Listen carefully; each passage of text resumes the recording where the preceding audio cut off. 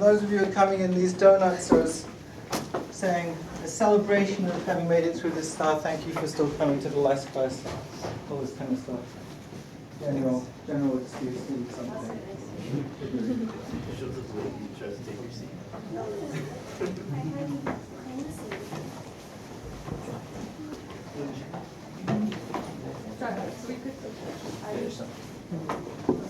Otherwise, I'll come in tomorrow. What are you doing?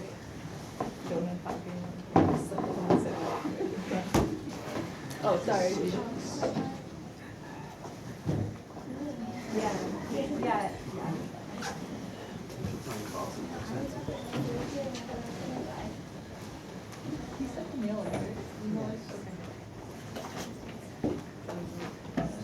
By the way, there is actually evidence, although it's a bit controversial, that having extra glucose helps people to sort of preserve their willpower and preserve their powers of persistence. So not only as these donuts thank you for having persisted through to the last class, but they might even help you to persist through during this last class, maybe. Although, as in everything else in cognitive neuroscience, that work is a bit controversial. Which is not necessarily a bad thing, right? If this was a topic in which everyone could simply answer the questions and be done, then it would be less fun, I think. Have a donut. You don't have to. I've been trying to eat healthier. Donuts are not obligatory. No grades will be assigned for having donuts or not having donuts. I'm not sitting next to you because there's a lot of eraser crap, and I don't want to get my computer dirty. It's not has nothing to do with you. I was going to say, I feel offended. It has nothing to do with you as a person.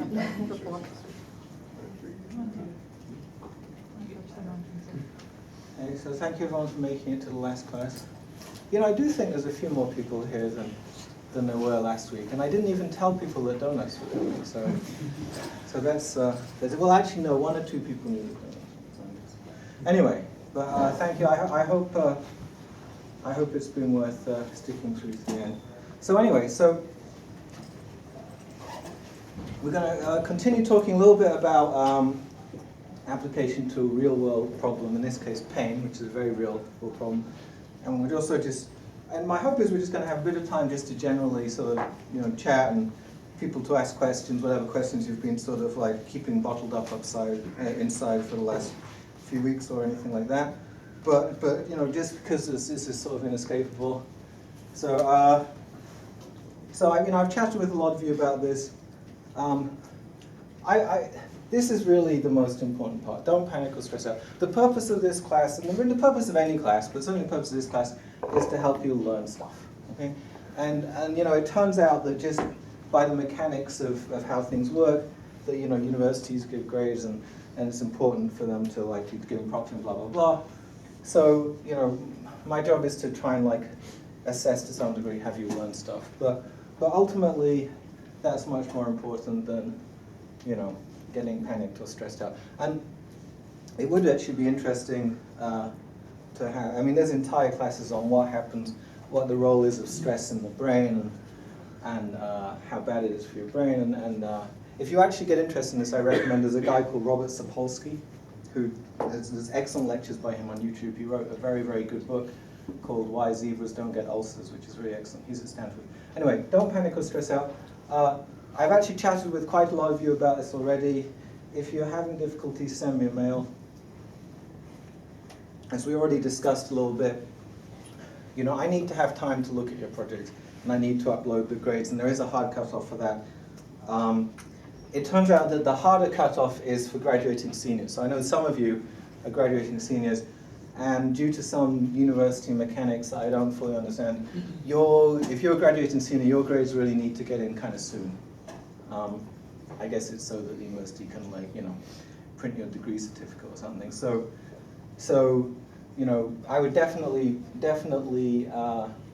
recommend really trying to get your project to me as soon as possible. Some of you have already submitted your projects, thank you very much.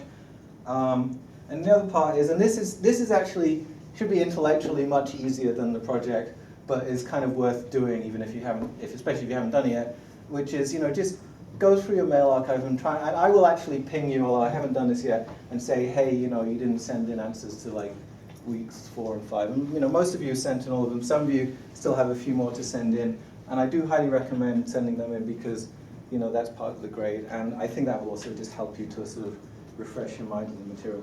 But as you probably noticed when you were answering these mini questions, they're not actually designed to be incredibly difficult. They're designed basically to be sort of like, have you noticed what's going on this week? So, if you find, oh my word, I've got 5 weeks of mini questions I still need to send in, you don't have to, and in fact I don't want you to, and it wouldn't be a good thing anyway, send in great essays of beautifully reasoned answers. Just a little quick like, it's this, it's that, it's that. That's completely fine. And these are not actually the kinds of questions that actually require beautifully, or even seeking beautifully thought out, subtle, nuanced answers. They're really kind of fairly simple factual questions. But do send them in, because I have to base a grade on something, and I don't want it all to be on the project.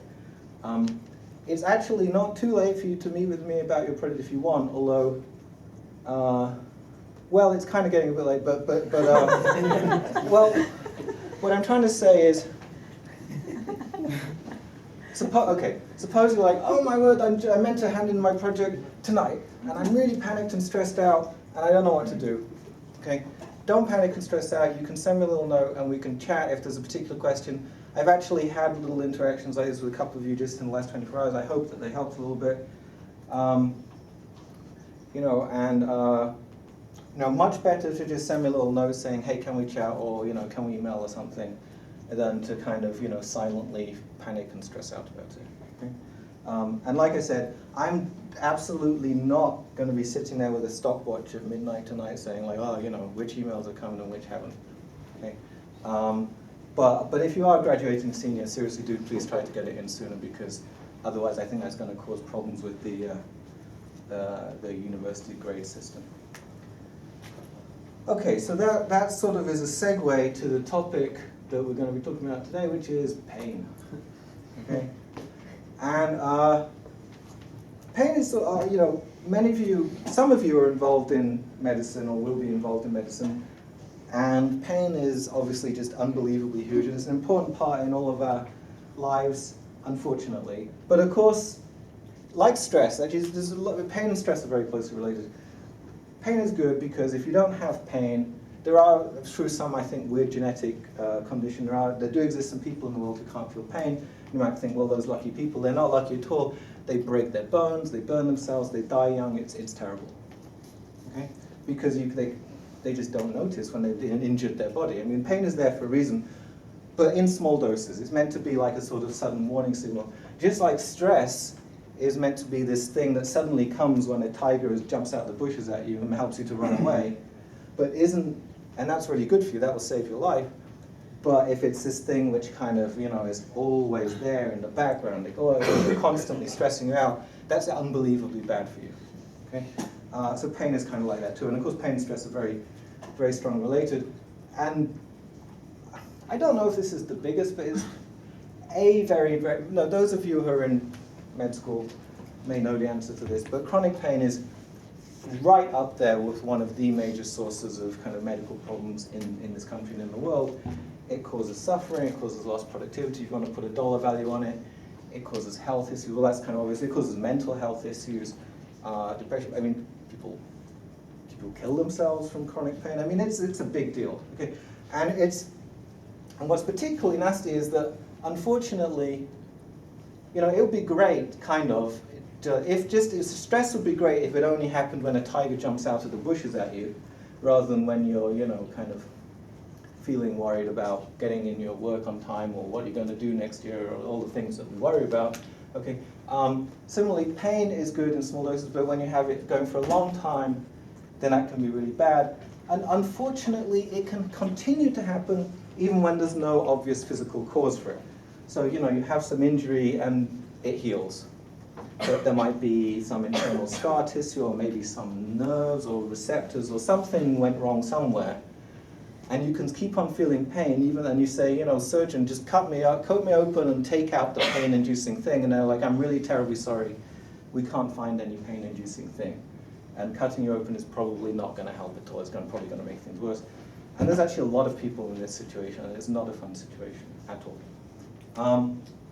And one of the many reasons why it's not a fun situation is because sometimes these people get told, oh, why are you just imagining that you're in pain? Right? It's in your head. In your head is an interesting phrase, right? Well, I have no doubt that there probably do exist some people in the world who pretend they're in pain when they're not, but there's lots of people, the great majority, I'm sure, who really are in pain, even though they don't have a broken leg or a tumor or anything that you can easily find. And so it'd be interesting and important if you could somehow read out from the brain if there was some sort of correlate of pain. For instance, not everybody who's in pain, well, first of all, even if you can express it, it would be good to know that there's something sort of objectively measurable, right? I mean, if you go to the doctor and they say, how much pain are you? And they literally point to a series of 10 faces ranging from sort of like happy smiley face to sad, kind of agonized looking face, and say, where are you on a scale of 1 to 10? I mean, that's pretty much the most objective measurement of pain. And that, of course, is a subjective measure. You're asking for someone to report. But it'd be nice to have something a bit more objective. Obviously, if someone's a young child, or if they're very old and maybe, cognitively not in top shape, or if they're not fully conscious, or, there's all kinds of circumstances in which someone might not actually be able to tell you. So being able to have some sort of objective measure is important, and people, I'm going to show in a little bit, are looking at that in the brain. And there's other aspects of pain that are kind of interesting, and one reason why I'm going to talk about this is because it's sort of, like everything else, it's a controversial area, but this particular controversy sort of casts some light on some of the things that we've been talking about, so I think it's particularly relevant, and that is this question of social pain. Have any of you heard of this? This is actually very, very well-known studies. It came out in Science in 2003. It's been cited, according to Google Scholar, more than 1,800 times. This is kind of a big deal study. Any of you know this study? Seen this?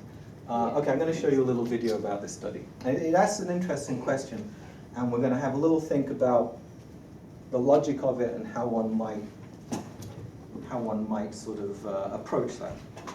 And there's like all studies that have triggered a lot of interest and been talked about a lot. Typically being talked about a lot means triggers controversy, and this is certainly one of those studies. That doesn't necessarily mean that's not actually a bad thing. It's better to get people interested than for them just to think you did a boring study. But okay, so let me show this video.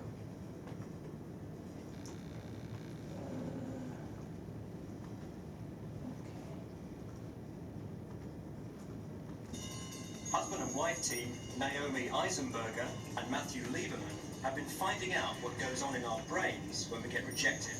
We wanted to see if the brain responds in the same way to being rejected that it does when people are actually being physically hurt. I'm going to help them run an experiment to find out if there is a connection between pain and rejection.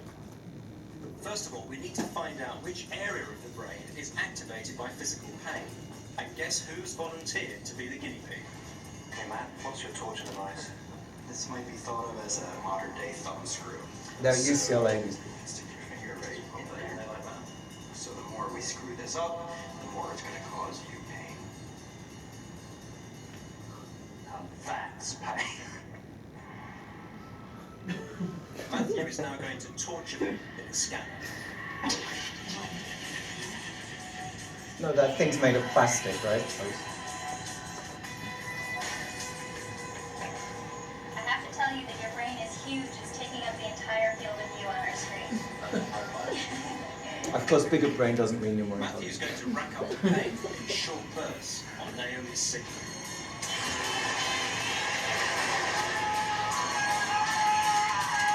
As he tightens the screw another notch, That bit was a bit silly, wasn't it? it? And sure enough, a specific region of my brain is being activated. This region acts like an alarm system when we're in pain. It tells us that something is wrong and that we need help to fix it. This is a region called the anterior cingulate cortex. While you're watching this, sort of have in the back of your mind, think about the logic of this a little bit and think about what it does and doesn't show. Okay? But anyway, one of the things I actually mentioned in my email is don't use abbreviations too much. People always abbreviate the anterior cingulate cortex as the ACC, and I think probably a couple of the slides comes to that. But cingulate is sort of this whole region here that's sort of wrapped around the corpus callosum, and this is anterior. This means at the front, so it's this bit. Okay. All right, John, how was that? Very unpleasant.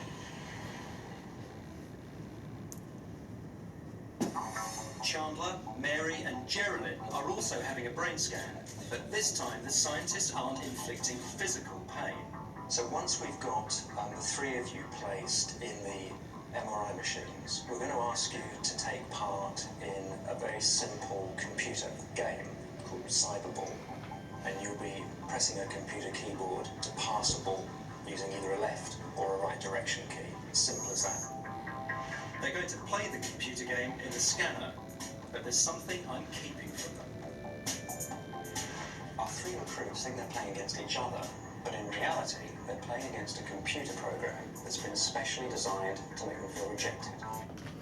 Now, one thing is worth pointing out is this is actually a very clever design for experiment. We're going to spend a little bit of time talking about potential problems, but half the difficulty I was having a discussion with people about this, earlier today, half the difficulty in measuring anything in any experiment is thinking, oh my word, how are we going to make this happen, right? Okay, so before you'd seen, I mean, we're about to see this game, but if you said, I want you to reliably, reproducibly make people feel socially excluded while they're lying on their own in a metal tube, you would think, well, how are you supposed to do that, right? Social exclusion is something that happens in complex real-world situations where you're actually talking with other people, right? Typically, but here there's no other people and there's no talking. So it's kind of an ingenious design that they let can trigger feelings of social exclusion. So that's one of the reasons why this was an interesting study. The hand represents the person in the scanner, in this case Mary. She thinks she's throwing the ball to Chandler and Geraldine, but in fact they're all playing against a computer. So they have to believe these are real Mary people in the they're playing game with. for the first 7 throws, but after that stops passing her the ball. Mary thinks that Chandler and Geraldine are deliberately leaving her out. All right, how was that? What happened? Okay, I'm part of an experiment and this is supposed to teach me something, but really how I feel is pissed off. Geraldine had a similar reaction. By the way, in all these kind of studies where you make someone feel bad, you usually, I'm pretty sure that's the case in this one, you have to explain to them afterwards, hey, by the way, you weren't actually being socially excluded, it was also a game, but you tell them that afterwards. And there's lots of studies, especially in social psychology, where you sort of have people misled for a little bit, but then you unmislead them at the end. That last bit is important from a sort of ethics point of view. There was a time back in the day when people could have left that bit out often. I felt a little lost because we had all gone into this on the same level. And here they were developing their own thing, and I was just left aside. I thought, okay, this is a joke, or they got something against me, or I'm throwing too hard, or they don't like the way I play. So how will their brain scans compare with mine? Exactly the same area of their brains was activated by the rejection game as mine was during physical pain. Okay, so I want everyone just to think about the logic of that for a little bit. We're going to talk more about that in a bit. Okay, but it is exactly the same area, which is kind of striking. Okay, and there's a relation to behavior that we're going to see in a minute too. So it's not surprising that physical and emotional pain feel the same. But what about Chandler? What went on in his brain? Absolutely nothing. Laid-back Chandler didn't feel a thing. It wasn't like, there's mine in the line, or, cruising snake, or something like that. We were just playing a ball game, so I don't think I really gave it too too much weight. We see that there are connections between certain personality traits and how sensitive people are to both physical pain and to social rejection. So people who tend to be more neurotic or anxious are more sensitive to physical pain, and they're also more easily distressed by rejection. And extroverts are less sensitive to physical pain and also seem to be less distressed by social rejection. Okay. So that's kind of an interesting study. Quick question. Yes. Why didn't they also just do a quick test afterwards with the finger impalement, just to see if it was the same area? Like, you know, I'll show why you between subjects? There's another study I'll show you in a minute where they did that in a within subject design. Oh, Yeah, so good question. So this study has triggered a lot of work, and that's one of the things that people have done. But that's a very, very good question. Anyway, so this is a figure from that paper, which, you know, just to point, came out in Science 2003. As I've mentioned a number of times, Science is sort of like getting a #1 hit, Science and Nature. Okay, so in particular, this is like the anterior cingulate. Here's this area here, often referred to as the ACC, anterior cingulate cortex. And this is a very strong correlation that you're seeing. You probably can't see this, but this here says anterior cingulate cortex, and here's a particular voxel location that they pulled out. And this here is your measure of social distress, and as activation in the anterior cingulate goes up, your your measure of social distress goes up as well. So like the sort of laid-back surfer dude type person at the end, who was sort of like, hey, I don't care, it's just a game, whatever. Okay, he was sort of down here. Right? And the other people who were like, oh, I can't believe it, they're you know, why are they playing ball with me? They were up here. So they had more social distress and more activation in their anterior cingulate. This graph, not only this paper, but this graph has actually also been criticized a lot as well.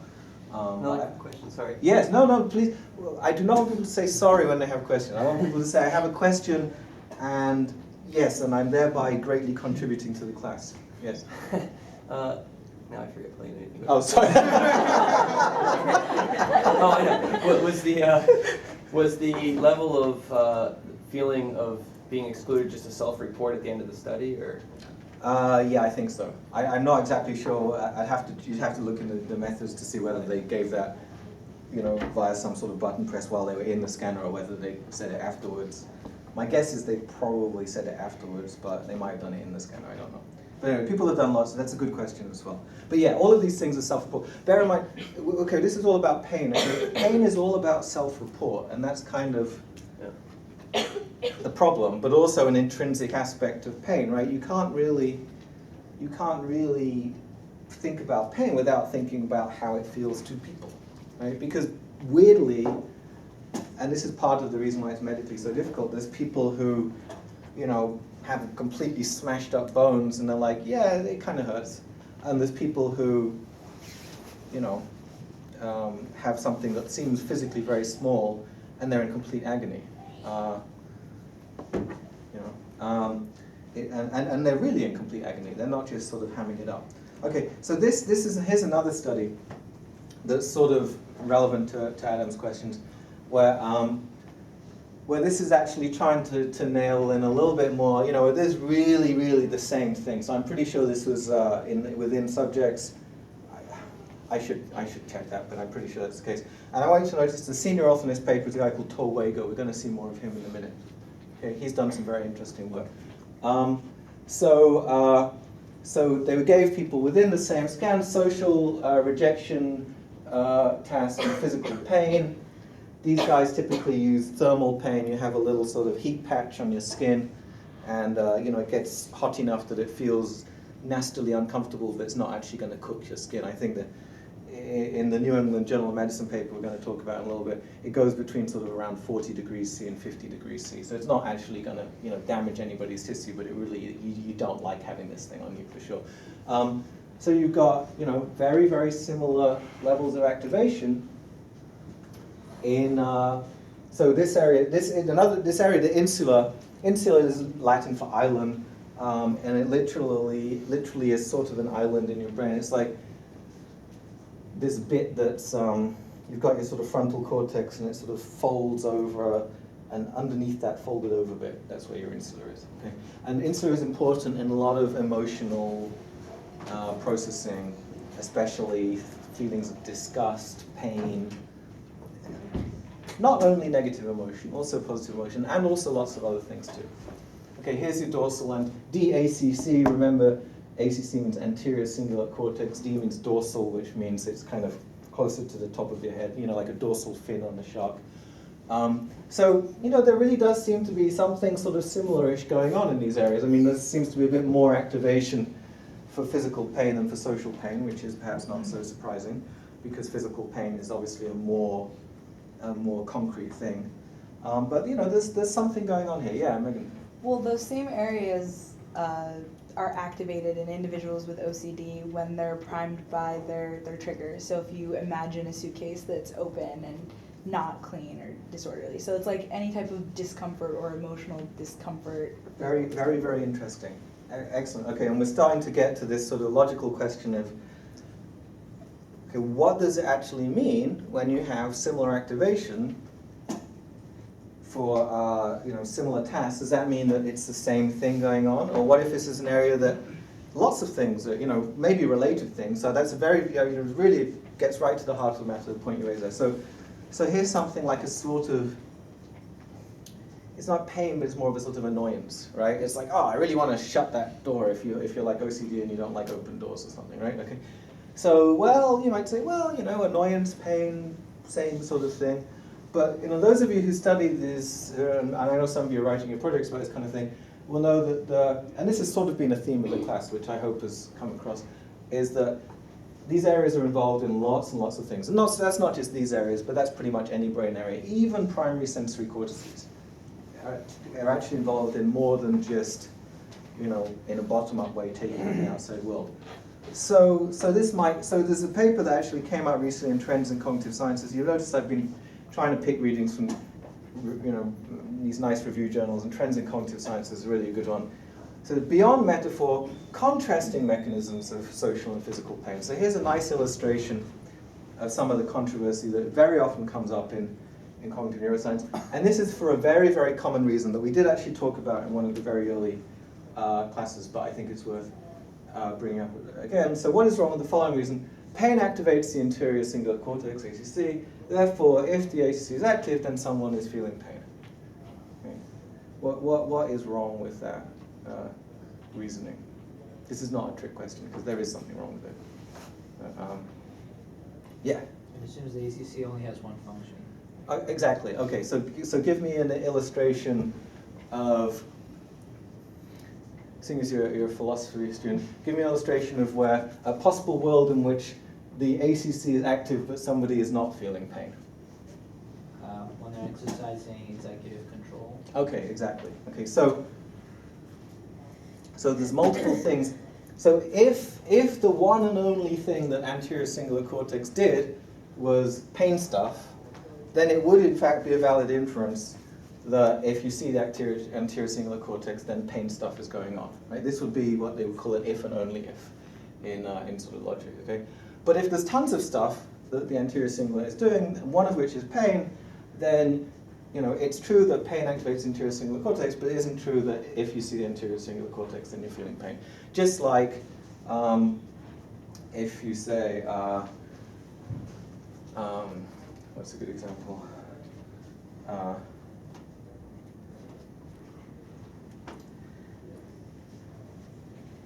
If it's raining outside, then the road will be wet, which is happening right now.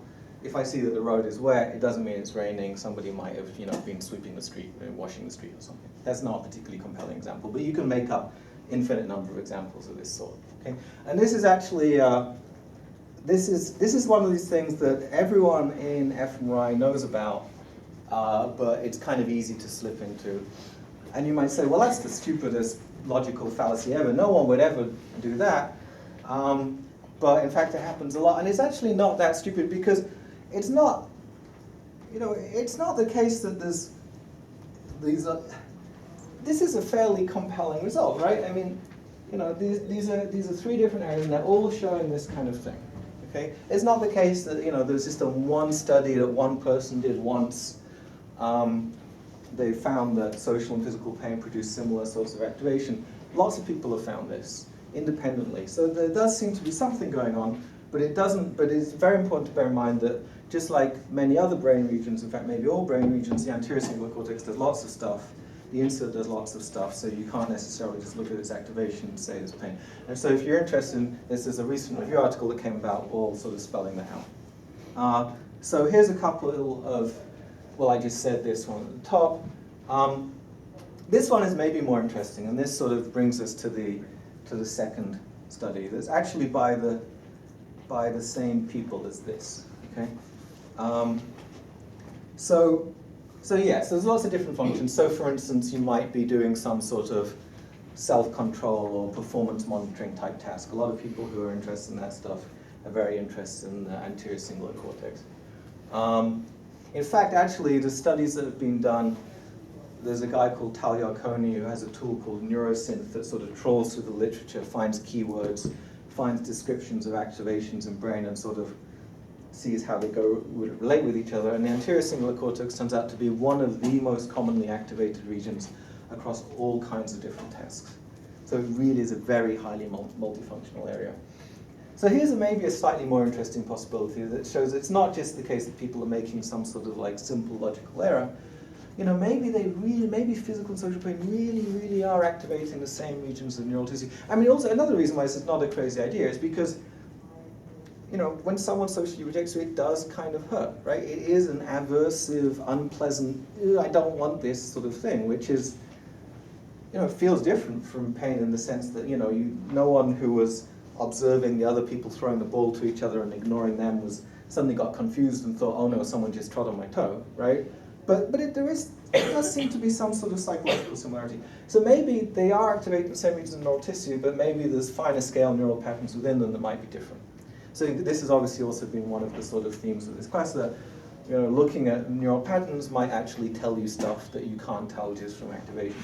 And not just in the sense of getting greater sensitivity, but in the sense that you can actually look at the similarity relations between patterns, you can build a model of how a stimulus space has some structure and how that structure might be reflected in the neural response space. You can do, you know, all kinds of interesting things.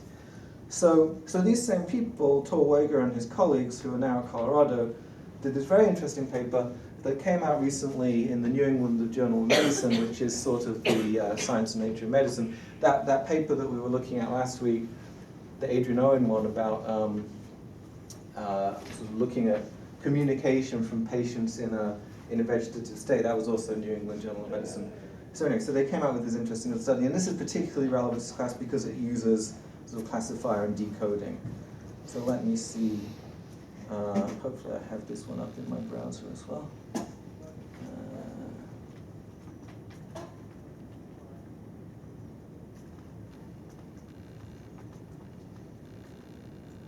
I'm going to hang on a second.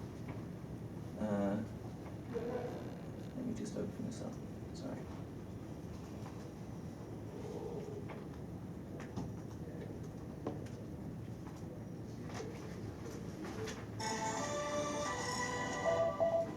Paying your doctor a visit for a headache, a sprain, or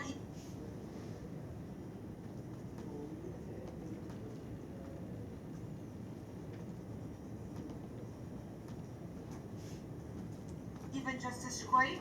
Pain is the top reason people see their MD. But now researchers have discovered brain scan patterns that let them actually see pain. And it's the first time we've been able to find a signature that's specific to physical pain. For example, the scans could reveal how much pain an unconscious person, someone with dementia, or even a baby has. Anyone who can't tell you when they hurt.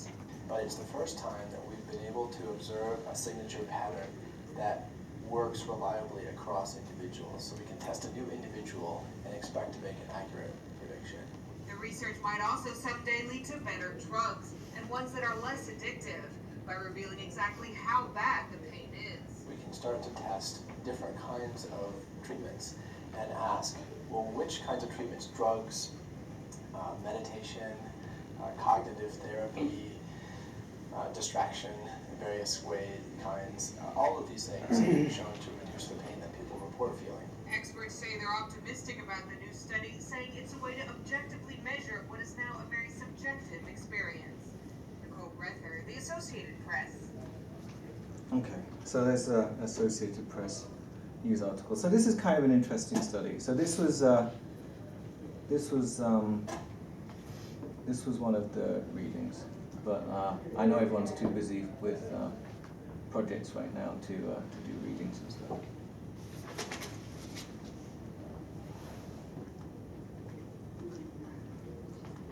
Okay, so let's have a little bit of a look at what this study did.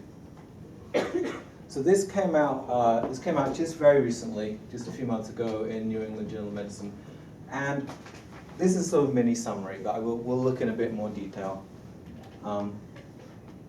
Did everyone get a donut, by the way? I think there's more donuts that are needed here. If you're gonna talk about pain, you really got to have a donut here. Okay.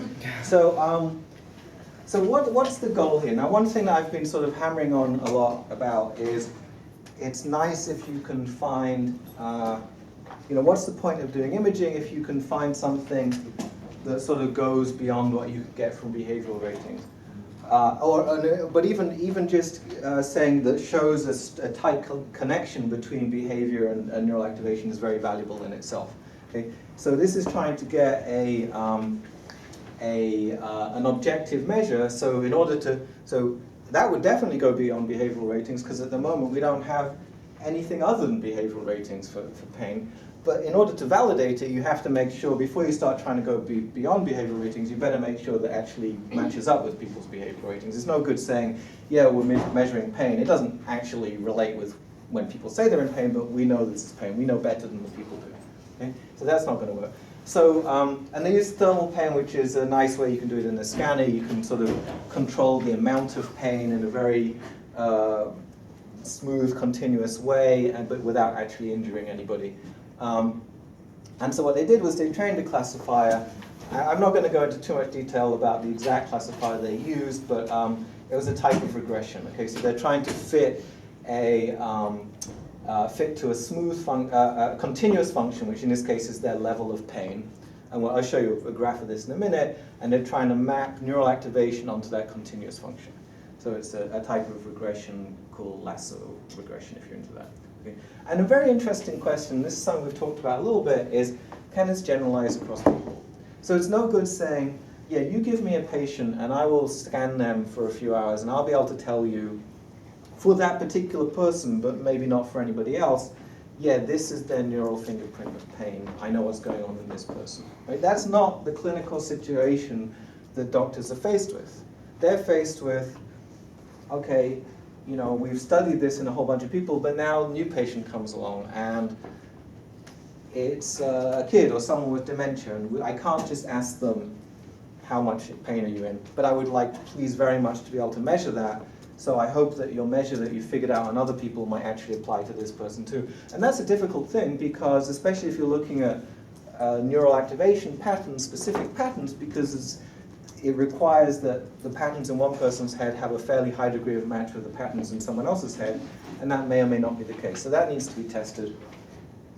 And this is very relevant to what we were just looking at. Okay, so can it actually distinguish physical pain from social pain?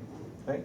If you want to, it's kind of interesting that, and as we've seen, that you seem to get similar regions activated for these two different types of pain, one sort of more metaphorical, one actually very real and concrete. But for these sort of logical reasons, that doesn't necessarily mean that these are actually the same thing. Maybe they're being neurally represented slightly differently. Well, if they are being neurally represented slightly differently, it would be nice if you could tell them apart. And that would also make this a lot more useful too, because if you're trying to figure out, say, diagnostically, is this person actually in physical pain? Should I give them, a shot of some sort of morphine-related drug to reduce that pain? You don't want to get confused between, well, they're not in physical pain, that they did just, experience an unpleasant emotional breakup last week. Those might be related, but they're different things. Okay? And actually, there's many reasons why this is an impressive study. One of the reasons it's an impressive study is because it was actually on, I think, 114 subjects altogether. It's like 4 different studies done at different sites. And one of the studies, I think it was study 3 if I remember rightly, actually did recruit people who had recently experienced a romantic breakup. Okay? Because you want to test this question of social pain, right? So you better find some people who you know are going to experience social pain. And as probably we all know, that can be social pain.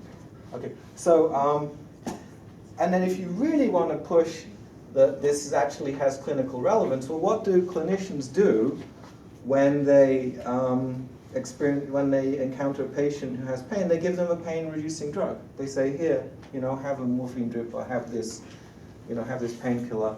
And the wonderful thing about these drugs is that they actually do help the pain to go away. Not enough, and they can have nasty side effects, and it doesn't always work, but they do work to some degree. So it would be a good indicator that you're really latching on to something that really is this thing called pain, if giving someone a pain-reducing drug actually reduces the degree to which your classifier says, yeah, I think this person's in pain now.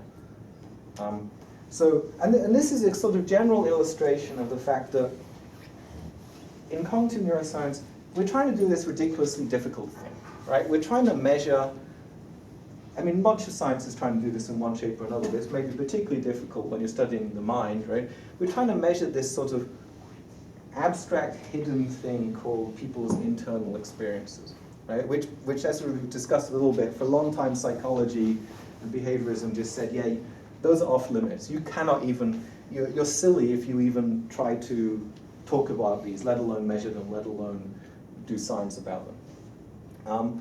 So if you're going to try and do this difficult thing of trying to measure internal, somewhat inaccessible states, you better test as many different independent ways as you can that you're really measuring what you think you're measuring. My favorite example of that is a study that a guy who's very big in MRI actually called Nikos Logotitis did in monkeys, getting monkeys to experience binocular rivalry, which is a sort of visual illusion. And they had 3 independent behavioral tests to make sure the monkeys weren't cheating. Right? They were getting monkeys to report their conscious states, and they were absolutely sure that the monkeys weren't cheating. How is that even possible? Right? Well, it was possible, and they did it, and it's very beautiful the way they. I'm not going to talk about that now, but lots of things in cognitive neuroscience are things which you might think it's ridiculous. No one could even ever possibly measure such a thing, and then someone figures out a way of measuring it. You might think, how on earth are you going to make someone reliably feel social rejection in the scanner? Well, you just saw a nice way of doing that. How on earth are you going to measure this subjective, internal, very private thing called pain and be absolutely, cross-checking that you're really measuring what you think you're measuring? It's not easy, but they do it in, they give this a very, very good shot, and you can see they try to measure in from different directions, so converging answers. And remember also, we talked about this a little bit before, that in medicine especially, people are very into these measures of specificity and sensitivity. People often talk about them as D prime, which is a sort of related measure. Just a second. And honing in on the problem from these different angles sort of helps to say, are we specifically getting at what we think we're getting at? Are we sensitively getting at what we think we're getting at? If we bring in some external measure that we know affects pain, is our measure responding appropriately? So trying to sort of cross-check in lots of different ways is a good way of staying on the right track when you're trying to measure something difficult and internal and perceptual and almost private, which happens in cognitive neuroscience a lot. Yeah, sorry. Well, like the other question is that is physical pain and social pain just a difference in intensity and strength, but maybe it is the same exact mechanism. So I can't very exactly it came out in Psych Science sometime within the past year or two, I think. But researchers, I think at Kentucky or something, gave Tylenol to individuals, and it said that it reduced existential distress. Yeah. No, that's a very. No, I know. I don't know the details of that, but I know what you're talking about. Yeah, there's a very, very interesting point, and all of these questions are open questions. Okay, and so just as it doesn't follow from the fact that social and physical pain produce activation in the same area that they're the same thing, it equally doesn't follow from the fact, which I'm going to show you in a minute, that some classifier can tell the two apart, that they're completely different things. There really is probably some relation between them, and this example of the drug is a very good illustration. But even that, as in everything else in cognitive neuroscience, raises extra questions. So certainly a pain-killing drug, if it reduces your level of social pain, or in this case, angst about the world or whatever it is, that does suggest that what you're feeling is something pain-related, because this drug doesn't know or care where your pain comes from. It's just like, yeah, I'm going to hit some pain receptors. But it's difficult because, for instance, a very crude pain-killing drug is alcohol, right? And in fact, for a very long time, that was pretty much the only anesthetic that anyone ever had. So you might say, well, alcohol reduces someone's feeling of pain, but it also reduces their feeling of, say, social inhibition, right? Does that mean that pain and social inhibition are the same thing? Well, no, but maybe they're related. Well, they're the yeah, same exactly. They're sort of area. related, right? So, Yeah. so it's difficult, right? Or a sufficient amount of alcohol also reduces your ability to walk without falling over. I mean, you see what I'm saying, right? Yeah. So there's some interesting relations here that are still being unpicked, and I think that question that you asked really gets right to the heart of that, because like any other study, I mean, this is a really, really, really good study that came out very recently, and it leaves lots of questions open. And that's sort of a conversation I've been having with a lot of you about your projects. A good project is we basically say something like, here's an interesting question, here's kind of what we know, and here's some of the stuff that we don't know, and now I'm going to suggest how we would sort of poke at one aspect of that. And the only part of that which I can say with any great confidence is that no matter what topic you pick, there will definitely be plenty of things that we don't know. Okay? There is no area of study of cognitive neuroscience in which it's all been nailed down. That just does not exist. I can say that with confidence. This question of maybe physical pain and social pain might be related, but one might be a sort of milder version of the other, is actually very reminiscent of, we were talking about mental imagery when we were looking at the Adrian Owen work, and he was getting the minimally conscious patients to sort of imagine that they were playing tennis, right? Or imagine they were walking through a room. And it turns out that mental imagery actually activates the very, very same brain areas, but just sort of more weakly. Okay, so you actually play tennis, and your actual premotor cortex actually activates a lot. You imagine playing tennis, and you get the same activation, just a bit weaker, right?